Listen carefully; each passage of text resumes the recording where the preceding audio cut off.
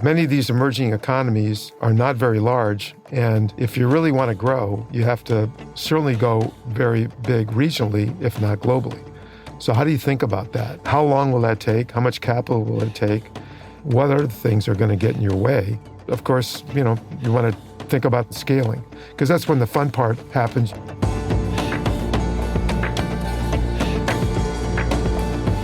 Welcome to Grit and Growth from Stanford Graduate School of Business, the podcast where Africa and Asia's intrepid entrepreneurs share their trials and triumphs, with insights from Stanford faculty and global experts on how to tackle challenges and grow your business. I'm your host, Darius Teeter, the Executive Director of Stanford Seed.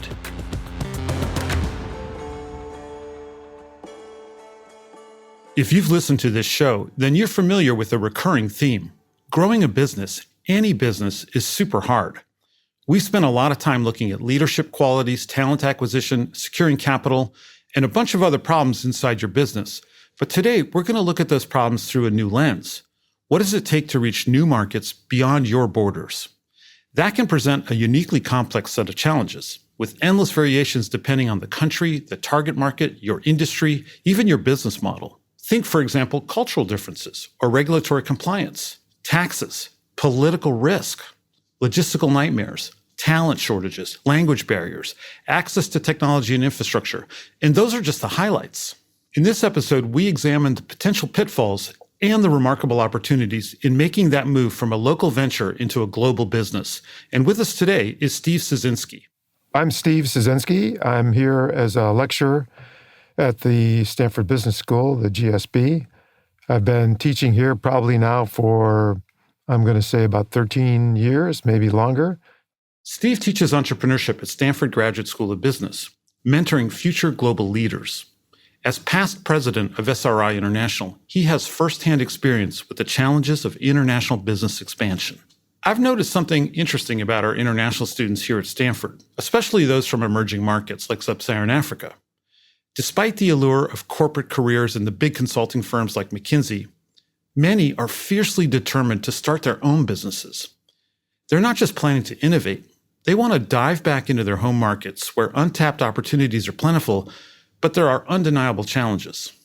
Students here are just sponges for information about how to start up a company and what is venture capital and how do you get funded and how do you look at various markets and how do you do the intersection between technology and entrepreneurship and new markets and business building and that sort of thing. But what increasingly it's now become about scaling. So we've said creating, but with the emphasis on scaling, because that's when the fun part happens. You've hit product market fit. And now how are you going to go to market and expand? And how big can that market be? And how do you then get growth funding? So, given this pace of change in emerging markets, how should entrepreneurs navigate that process to find and maintain product market fit? Well, I think it is universal that product market fit, you have to be very agile. You have to be super flexible. You have to make sometimes, many times, decisions based on not a lot of data. So you're out there as a CEO founder of the company, out there with customers or would-be customers, really trying to understand them. And how many pivots do you have to make? Or do you have to do a complete 360 or something or other like that? That's pretty universal. I think, though, it goes to another level when it comes to emerging economies. Things are moving so fast. Everyone now can learn about things that are going on in other parts of the world. In many parts of the world, the SME, the small and medium enterprise types of companies flourish. I mean, that's the backbone of many, many economies in these countries. And many of them have been restricted on growing because nobody knew about them. There was not a lot of knowledge around and so forth, and it was very inefficient. And now with other technology like smartphone technologies becoming cheaper and companies like Link and Starlink, Musk's company, where the other half of the 7 to 8 billion people can now have a consistent touch and feel with the internet as opposed to, oh, gee, I've got spotty coverage or I've got no coverage. I'm out on my farm. But now with these technologies, people can actually make commerce happen. So things are moving so fast with this intersection of technology and markets that you have to be, I think, a lot more flexible in these emerging and developing economies than I think mostly in the United States or in Western Europe. I'm going to throw this out as a hypothesis. The other reason why you might need to be more agile in testing product market fit is that it's harder to, even now, it's still hard to know the customer, right? How you might do A/B testing might look really different in Nigeria or Kenya than how it might look in Silicon Valley. Is that a fair comment? Yeah, for example, Cumplo, a company in Chile that we wrote a case about, that company started off as a B2C lending company, but then realized that there was very little information other than positive information about the consumer. And so businesses who wanted to lend only had positive information, no negative information, and therefore they withdrew. They didn't really want to do that. They had to go into B2B lending where there's a lot more information about SMEs and large companies and so forth. Just happens to be a regulatory issue in Chile. Beyond product market fit, there's another crucial aspect of scaling globally, dealing with regulators country by country, and regulatory frameworks that are sometimes modeled on 1950s British or French law, or they didn't even contemplate the existence of the internet. Navigating regulations might mean adjusting your strategy as you enter and operate in new markets, or those regulations might even be a key go, no-go factor. So things are very, very different and very subtle sometimes as you get into a marketplace. One of the things I should mention that became the anchor for our classes is George Foster, who is a pretty well-known, eminent full-time prof here at the GSB, did a study for the World Economic Forum 10 years ago. And he asked me as part of SRI at the time to participate in that. Ernst & Young was part of that endeavor. And what we found out, we interviewed 1,000 entrepreneurs all over the world. We came up with 8 pillars that were quite important to building a good ecosystem. One of those was consistent and predictable regulatory authority. I'm laughing because of we're a registered legal entity in Kenya, and the amount of time we spent trying to make sure we're aligned with whatever the latest KRA ruling is, the Kenya Revenue Authority, it's like a full-time job. Well, here in the States, it's been the way that if you can get off to a fast start with new technology, take a look at Facebook, Meta, Apple, Google, et cetera, all these large companies, Amazon. If you can get large pretty quickly, you're really, you're building such new ground that the regulatory ends up following. Yeah. They can't keep up. And they don't even know that's going on because administration changes and so forth. Right. That's not necessarily the case in many other countries throughout the world. You have to be very, very careful. You have a choice. When you have a new thing, do you try to cooperate with the government? How long will that government be in place? You have a choice. Your choice could be that you eagerly want to cooperate with the government if you think the government's on the up and up. You may also consider that the government is going to be pretty fickle and there's corruption going on. Extractive, right? And so you have large companies who want to push out smaller companies, and you have to be wary of that. So you have some choices early on as to what you do in whatever country. You may be successful in Nigeria, but in Kenya or if you were trying to go across the pond to Mexico, you may not be so successful with your product. As we consider the structural challenges of expanding your business globally, there's another critical element that comes into play: your human capital. If you're running a business in an emerging market, you've already lived this challenge. There's a smaller pool of experienced managers or technical people. They're harder to find, and they're even harder to keep. We talk a lot about mentors, coaches, board membership, advisors, consultants, and so on. You have these SMEs in these countries. You also have larger companies, but you don't have a whole lot of startups. And even though startups don't have a lot of people around them who can actually help them from the startup phase. So you'll see a slug of money go in, and then an executive will go on the board from a large company. Has no clue how to deal with a smaller company. Really hurt a small company by directing it into a different area. Tell me if this is true, but for those 99% of the time technology-based startups that I've seen in sub-Saharan Africa, part of their workforce human capital problem gets solved when they get that first serious angel or seed round of investing, because a good and early stage investor is also helping them identify talent, right? So it's kind of a cart and horse thing. You need to demonstrate that you're an investable idea. You need quality workforce, but sometimes you actually need that support first. One thing that's not valued anywhere near as highly, starting to universally, that is, in fact, in Silicon Valley, in Austin, in Boston, New York, startups, is stock options. The ability to actually make something, you're now becoming a part owner of the company. Well, cash, and especially in inflationary situations, is a lot more important to get than futures. So that's not as much of a hook to keep employees retained in your company. As the company is growing, boy, you realize if you leave, you're going to walk away from 2 more years of vesting. One of the benefits we have for alumni of the C program is they can apply for a pro bono consultant. Yes. 6-month project. Yep. And in any one time, we have 75 of these projects going on. The number one topic request is marketing. Number 2 is talent acquisition and retention, or some related HR, human capital strategy type thing. So you made one really great. ESOPs are not going to work, particularly where there's no exit that looks like that.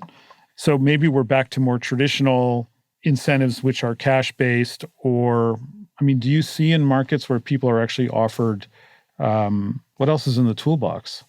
Well, a career, and not just a career with that company, but a personal career. This kid might be a high school graduate, maybe a year or two of college, maybe not, drop out, what have you. Where is this kid in Ethiopia or in Peru going to go for future? There are choices, but one possible choice is to go in this startup technology-oriented company and help that company be successful, learn along with that company, and that company is offering us some classes and some ways that I can improve my skill set. And by improving my skill set, I'm now more marketable to other companies. And by the way, if I spend a few years here, I look like to other companies that I actually will stay at a company, will contribute to the company in my own area and so on. So now I'm really building up my background, my resume, my CV, whatever you want to call it, so that I'm more attractable. I can now earn more money, and I have a more predictable future than I would have if I were just languishing or floating around, bouncing around from company to company. Steve's point underscores the importance of startups and SMEs, not just as business ventures solving problems, but as platforms for nurturing talent and shaping the workforce for tomorrow.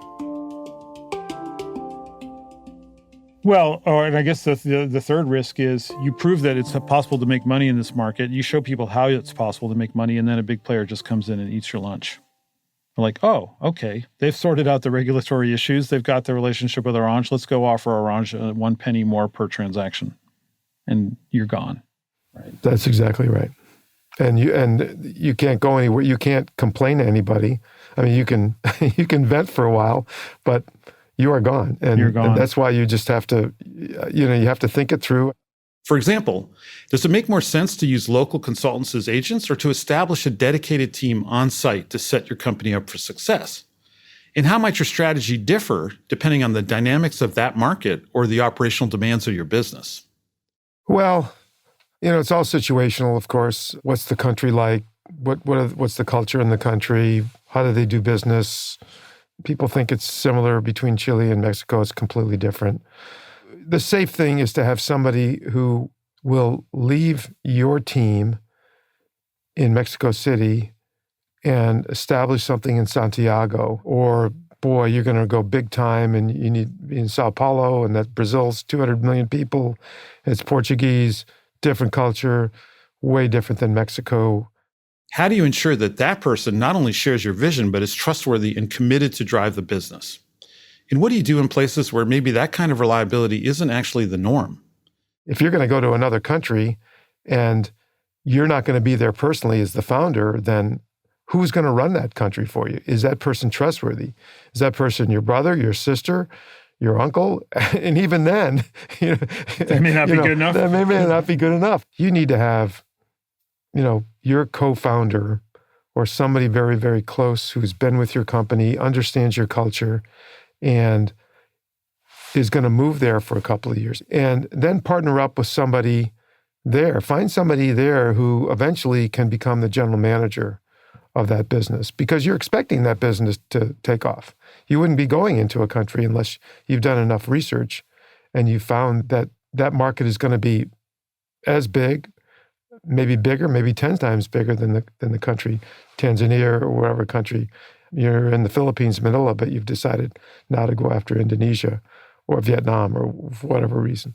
We guide our MBA students to, you have to have somebody there that you completely 100% trust, because things will go wrong. And when things go wrong, you don't want to have somebody who's spinning things to you and telling you this and telling you that, and all of a sudden you've got a lot of problems.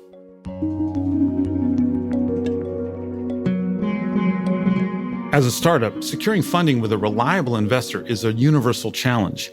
And for businesses operating outside of traditional tech hubs and VC hubs like Silicon Valley, the financial landscape looks totally different in terms of access to capital, legal and regulatory framework, enforceability of contracts, and even, and this might even be the most important, investor mindset.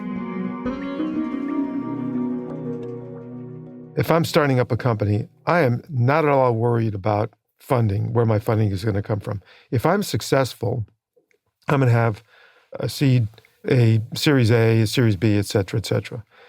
However, you have to be thinking about that if you're in Ethiopia, if you're in Ghana, if you're in Chile, one of the most southmost countries in the world.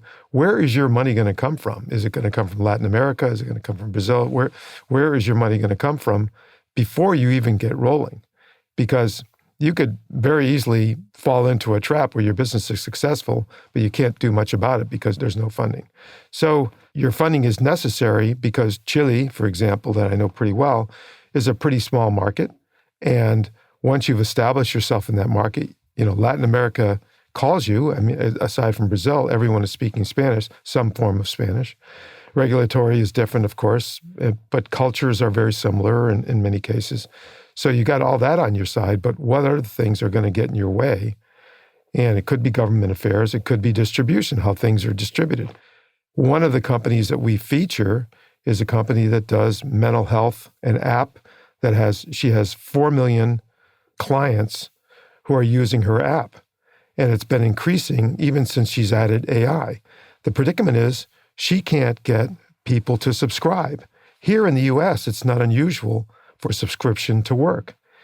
In Mexico, no one wants to, that's not what you do. That's part of the culture that you don't subscribe. So what do? How do you build a business model when you've got product market fit, clearly accepting that no one's paying? And where do you go first, right? Because other countries may be calling, businesses and so forth.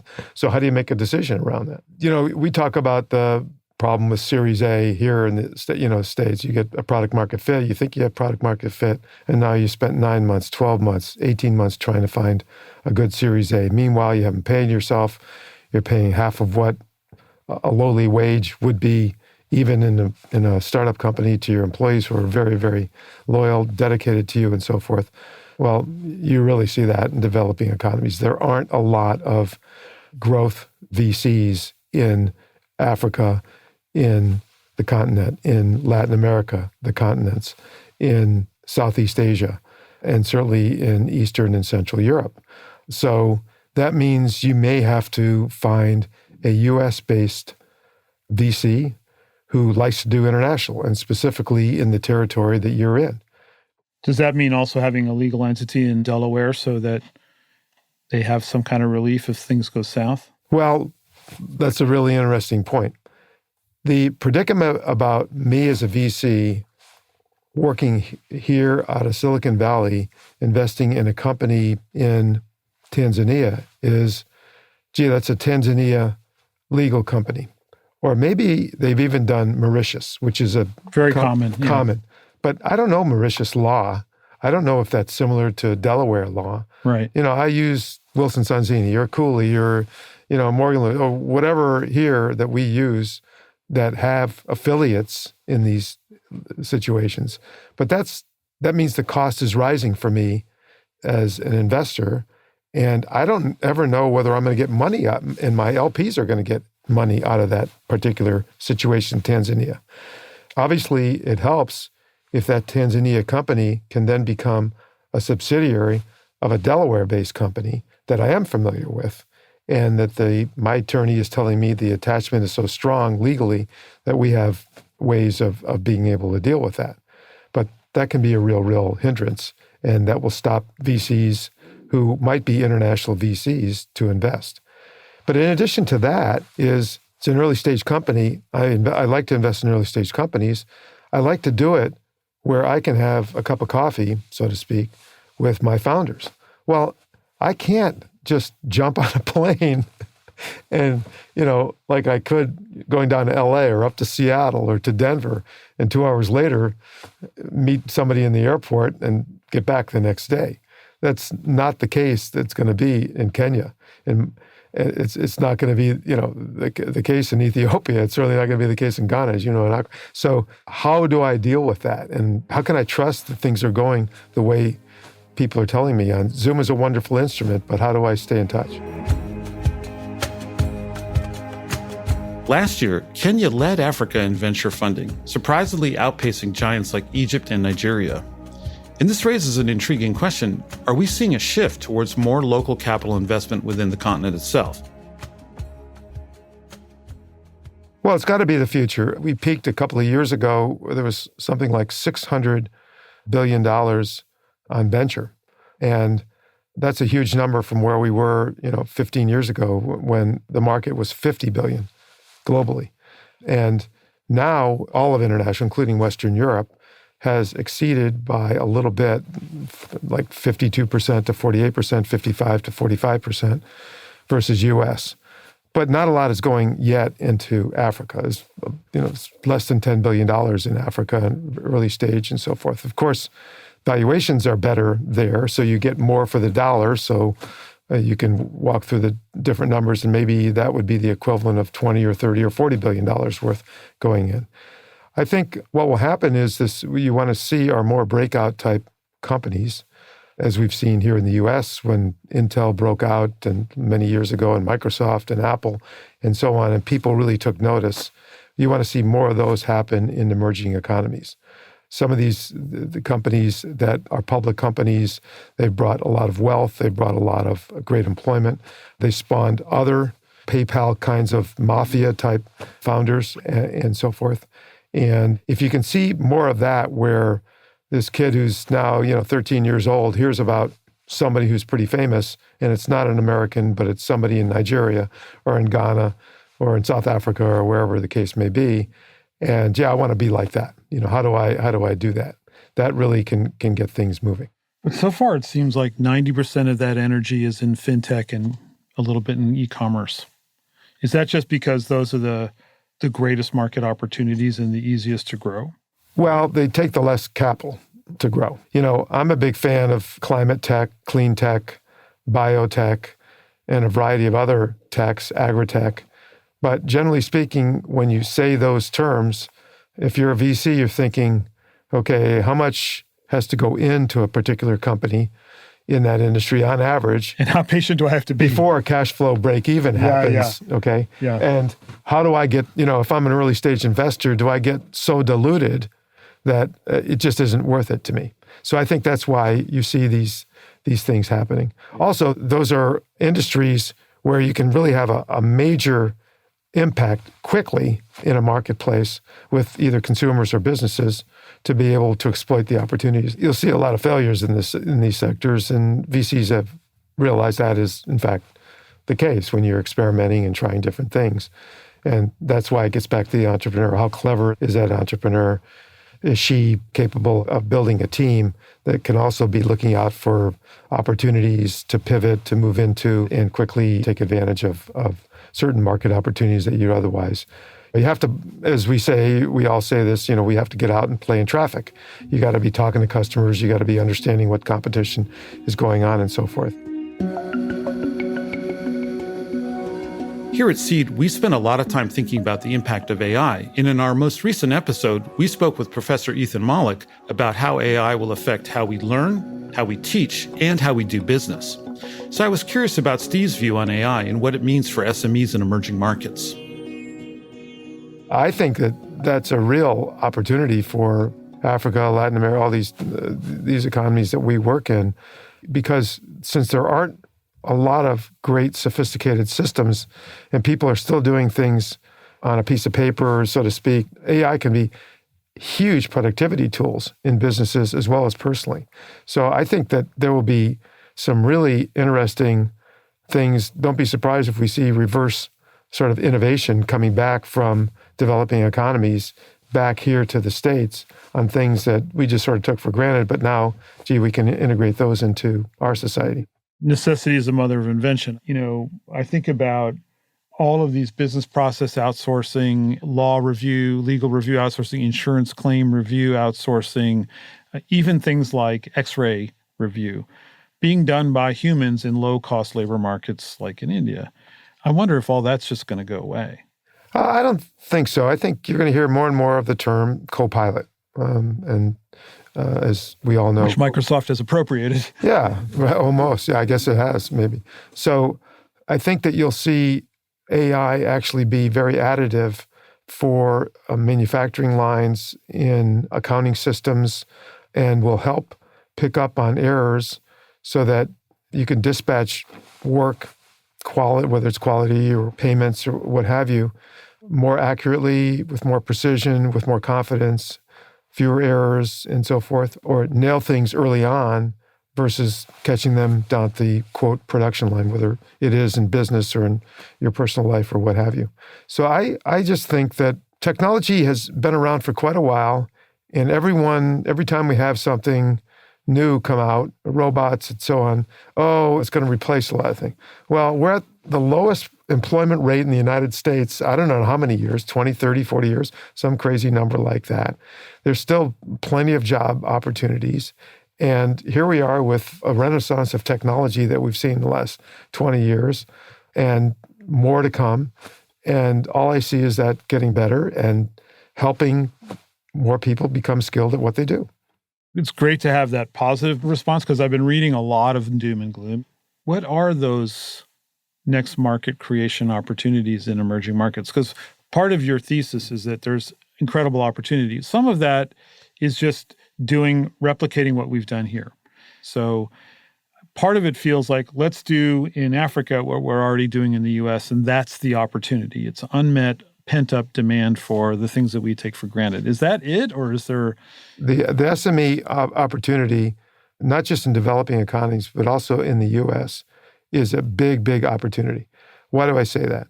Well, in the old days, only very, very large Global 2000 companies could buy or license technology from the app companies, like Oracle, for example, to be able to run their financials or run their HR or run their manufacturing and so forth. Because it took a long time, it was expensive, you had to buy your own equipment, you had to keep up with it, there were a lot of bugs and so forth. All these other companies had different software sets than you did. And wouldn't talk to each other. It was just a total mess, right? And so SMEs were completely on their own. And so they had to use Excel, and they had to use eventually email and so forth to get work done. Well, the advent of SaaS, Salesforce.com, using Salesforce as an example, is you don't have to be a big company anymore to use big company-like tools. As a matter of fact, as the technology has advanced so much that the number of bugs have declined, the sophistication of the technology can be yours even if you're an SME. So if you're a $100, $200, $400 million company, if you're a 100-person company, you now have some tool sets that are being brought to bear that you can use in your own company that are actually economic for you to bring in. Yeah. Because of SaaS and some of the other ways AI will help out as well. That was not the case some time ago. And what we'll see is, so we'll see these SMEs take off because they don't need to raise, and they don't have to have, and they can't raise anyway, capital to grow because no one will believe them. But now the capital that you need to expend in order to bring these tools in, you don't have to expend that much capital. You don't need that much capital. So I really think that AI will only help that situation.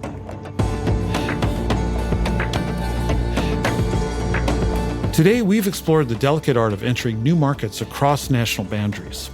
The process extends far beyond just having an outstanding product. It means understanding culture, bureaucracy, language, and a host of other issues. There is no cookie-cutter approach, even for digital, cloud-based, or other online businesses. In particular, Steve reminds us that the common challenge of talent acquisition and retention is exacerbated when you're operating in foreign countries, and you may need to rethink your whole human resource model. Are you clear on your logic for establishing a legal presence or operating through agents and consultants? Similarly, raising capital for expansion is even more challenging when your business is based far, far away from your potential investors. They want some kind of legal comfort that if things go sideways, they can still get their money. At the same time, they're interested in businesses that can scale beyond the relatively small market where they were founded. So your challenge is also your opportunity. If you can demonstrate the ability to operate across multiple countries, you'll be more appealing to investors who have already shown an appetite for those riskier places. Steve shares the fundamental optimism of our previous guests, Acha Leke and Ethan Malik, that AI and a host of cloud-based applications are leveling the playing field for SMEs relative to large corporates. As the cost of these tools continues to fall, and no one person or company has a natural advantage in how to use them, we might see another productivity surge that's actually borderless. I'd like to thank Steve Ciesinski for sitting down with us today, and I'm grateful for his time and insights. Erica Amawake Ajay and VN Virgin researched and developed content for this episode. Kendra Gladich is our production coordinator, and our executive producer is Tiffany Steves, with writing and production from Nathan Tower and sound design and mixing by Ben Crannell at Lower Street Media. I'm Darius Teeter. This has been Grit and Growth. Thank you for joining us.